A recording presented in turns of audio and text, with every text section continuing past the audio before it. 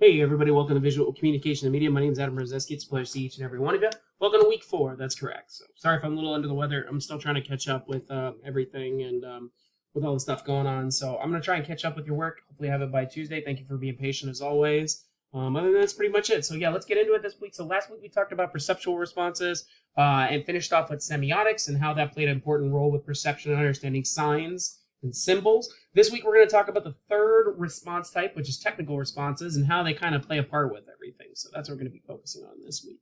So yeah, a lot of cool things. So this week, we're going to talk about technical responses. These are responses or visuals that are built to gather responses from features or systems that are used online or in a technical aspect. They help us make it easier to navigate and understand whatever technical systems or programs that we're using.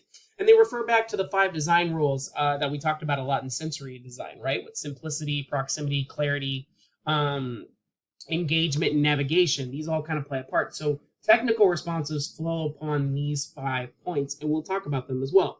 And there's a lot of different examples of good technical responses, and we'll cover them each, much like drop-down menus, highlighted options, and even GIFs and engagement and videos and animations. Those kind of play a part with everything. So yeah, we're gonna talk about a lot of different concepts for technical responses and visuals that are like good positive technical responses.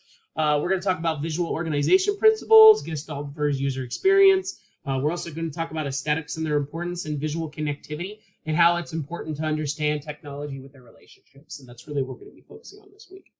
Other than that, that's all I got. So discussion on Tuesday, lecture on Tuesday. Again, thank you for your patience as always with everything going on.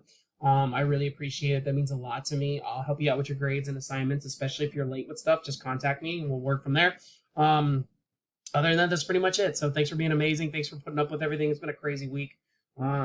Just glad to be healthy. That's really the deal. Other than that, be safe, have fun, enjoy. Take it easy. I'll see everybody soon. All right.